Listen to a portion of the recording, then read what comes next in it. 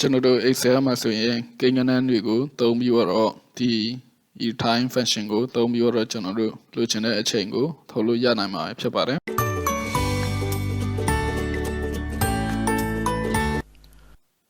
အားလုံးပဲမင်္ဂလာပါဒီ Burmese Education Channel ကနေတော့ပြန်လည်ကြိုဆိုလိုက်ပါတယ်ဒီကနေ့ကျွန်တော်တို့ Microsoft Excel time function အခန်းမှာတော့ကျွန်တော်တို့ကိန်းဂဏန်းတွေကိုပေးပြီးတော့ကျွန်တော်တို့အချိန်ကိုပြန်လည်ထုတ်သွားတဲ့ function ကိုရှင်းလင်းပြပေးတော့မှာဖြစ်ပါတယ်ဒီမှာဆိုရင်ကျွန်တော်တို့ time function ကိုသုံးပြီးတော့ကျွန်တော်တို့အချိန်ထုတ်မှာဖြစ်ပါတယ်ဒီမှာကျွန်တော်တို့ကြည့်မယ်ဆိုရင်ဒီမှာ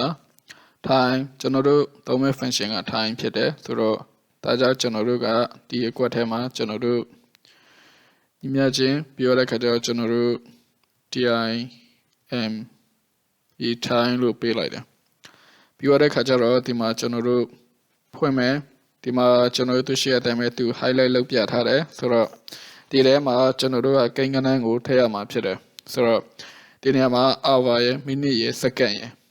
ဆိုတော့နာရီအတွက်ကိုကျွန်တော်တို့ထည့်ဖို့လိုတယ်ဒီနေရာမှာကျွန်တော်တို့ထည့်မယ်ဆိုရင်24 hour format ဟိုမှာကျွန်တော်တို့0ကနေပြီးတော့ကျွန်တော်တို့1ကနေပြီးတော့ကျွန်တော်တို့24 0ထိကျွန်တော်တို့ထည့်လို့ရပါတယ်ဆိုတော့ဒီမှာကျွန်တော်တို့73နာရီကျွန်တော်တို့73နာရီထည့်ကြည့်မယ်73ပြီးတော့ခါကျတော့သူ့ရဲ့ format ကကျွန်တော်တို့ဒီကိန်းဂဏန်း format မှာဆိုရင်ကျွန်တော်တို့က comma ခံရတယ်ဆိုတော့ဒါကြောင့်ဒီမှာသူပြထားတဲ့အတိုင်းပဲကျွန်တော်တို့ comma ခံတယ်ပြီးတော့အခုဒီမှာ minute ကို highlight လုပ်ထားတာတွေ့ရတယ်ဆိုတော့အခုကျွန်တော်တို့ဖြည့်မဲ့ဟာက minute ဖြစ်တယ်ဆိုတော့ minute မှာကကျွန်တော်တို့60 minute ထိရှိတယ်ဆိုတော့ကျွန်တော်တို့ဘယ်နှ minute ကိုယူမလဲကျွန်တော်တို့ဒီမှာဥပမာ35ထည့်လိုက်တယ်ပြီးတော့ပါလာလဲကျွန်တော်တို့ comma လာတယ်ပြီးတော့ခါကျတော့ဒီမှာ second အနေနဲ့ကကျွန်တော်တို့ second 40ထည့်လိုက်တယ်ပြီးတော့ဒီမှာဒီပုံစံတိုင်းမှာကျွန်တော်တို့ဒါကွင်းပိတ်လိုက်မယ်ပြီးတော့ရင်ဒါကျွန်တော်တို့ enter နှိပ်လိုက်မယ်ဆိုတော့ဒီဟာကသူရှိတဲ့အတိုင်းပဲဒါတနင်္လာ35ဖြစ်သွားပြီဒါပေမဲ့တစ်ခါလေကျရင်ကျွန်တော်တို့ကအခါလေးကျရင်သူ့ရဲ့ format ကအဲ့လိုတနင်္လာ35မထွက်ဘူးဆိုတော့ဒီလိုမျိုး 0.5 ဆိုပြီးတော့ထွက်တယ်ဆိုတော့အဲ့ဒီခါကျတော့ကျွန်တော်တို့က format ပြောင်းဖို့လိုတယ်ဆိုတော့ Excel worksheet မှာကဒီဟာက time function ဖြစ်မနေဘူးကျွန်တော်တို့ကအများအားလို့ general လို့ပဲဖြစ်နေတယ်ဒီနေရာဆိုတော့ကျွန်တော်တို့အဲ့လိုမျိုး function ရေးပြီးတဲ့ခါကျရင်ဒီတန်ဖိုးပဲထွက်လာတယ်ဆိုတော့ဒီချိန်ကျရင်ကျွန်တော်တို့ format ပြောင်းပေးဖို့လိုတယ်ဆိုတော့ဒီမှာဆိုရင်ဒီဟာကိုတွားပြီးတော့ဒီမှာ general ပြီးရတဲ့ခါကျတော့ကျွန်တော်တို့ရဲ့ဟာကအချိန်ဖြစ်တဲ့အတွက်ကြောင့်ဒီမှာကျွန်တော်တို့ time လို့ပြောင်းလိုက်မယ်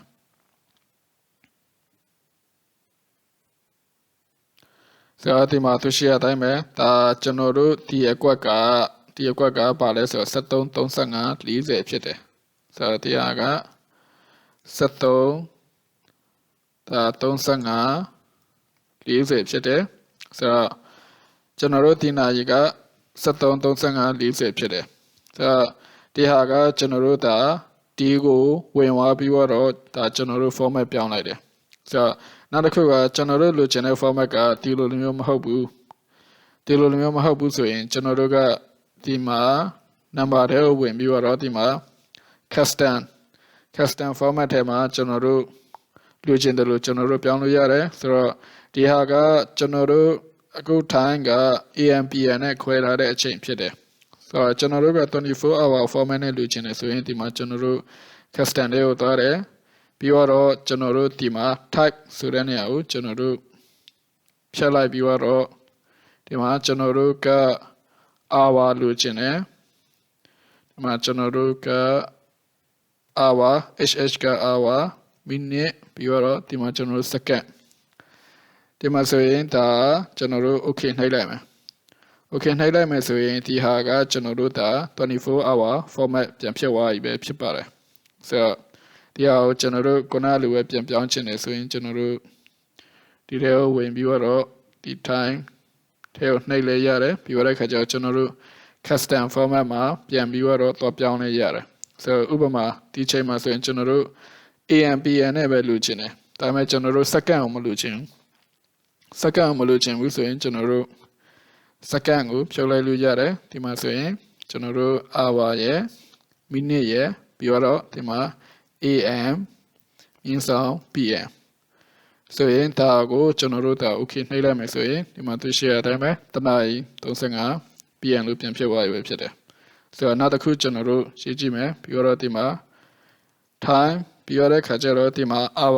hour ဒီထဲကဏ္ဍကိုကျွန်တော်တို့ထည့်ကြည့်မယ်ဆိုတော့15ပြီးတော့ခါကျတော့ minute က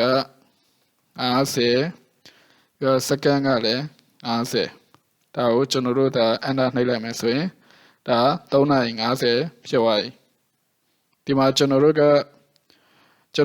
ဒီမှာ format ကသူက general ဖြစ်နေတယ်ဆိုရင်ဒီလိုမျိုးပဲပြန်ပေါ်နေမှာဖြစ်တယ်ဒါကြောင့်ကျွန်တော်တို့ဒီထဲမှာဒါကို time လို့ပြောင်းလိုက်လို့ရတယ်ဆိုတော့ကျွန်တော်တို့ရဲ့ format က second မလို့ချင်ဘူးအသေးစိတ်ပြန်ပြောင်းချင်တယ်ဆိုရင်ကျွန်တော်တို့ဒီ number format ထဲကိုဝင်တယ်ပြီးတော့ခါကျ custom ထဲကိုသွားတယ်ပြီးတော့ဒီမှာကျွန်တော်တို့ပြောင်းလို့ရပါတယ်ဒါကိုဖြတ်လိုက်မယ်ကျွန်တော်တို့ hour အတွက်က hh ပြီးတော့ minute အတွက် mm ပြီးတော့ခါကျ am pm လားဆိုတာက am ညဆောင် pm ပေးလိုက်မယ်ဆိုရင်ဒါ okay နှိပ်လိုက်ရင်ဒါကျွန်တော်တို့အချိန်ရရှိသွားပြီပဲဖြစ်ပါတယ်ဆိုတော့ဒီ time function ကြီးကိုသုံးပြီးတော့ဒီ time ထဲမှာကျွန်တော်တို့ကိန်းဂဏန်းကြီးကိုထည့်ပြီးတော့အချိန်ကိုထုတ်ယူသွားလို့ရနိုင်မှာဖြစ်ပါတယ်ကျွန်တော်စီစဉ်ကတော့ဒီလောက်ပါပဲဒီခါမှမရှင်းနိုင်ရှင် comment ထဲမှာဝင်ရောက်ဆွေးနွေးသွားလို့ရပါတယ်ကျွန်တော်တို့နောက်တစ်နေ့သင်ခန်းစာကတော့ကျွန်တော်တို့ time value function ဖြစ်တယ်ဒီဟာကတော့ပါလဲဆိုတော့ကျွန်တော်တို့ကစာသားပေါ့နော် test ကနေပြီးတော့ကျွန်တော်တို့အချိန်ကိုထုတ်မှာဖြစ်တယ်အပိုင်းတုံး time မှာတော့ကျွန်တော်တို့ကိန်းဂဏန်းတွေကို comma ခံပြီးတော့အချိန်ထုတ်ခြင်းဖြစ်တယ်ဒါကတော့ကျွန်တော်တို့စာသားကနေပြီးတော့အချိန်အဖြစ်ပြောင်းမှာဖြစ်ပါတယ်ကျွန်တော်စီစဉ်လေးကို channel တက်တယ်ဆိုရင် like share subscribe လေးနဲ့အပိသွားကြပါခင်ဗျာဒီခါမှတော့ဆက်ရင်နောက်ပိုင်းလေး time value function ခါမှာပြန်လည်ဆုံးတွေ့ကြပါစို့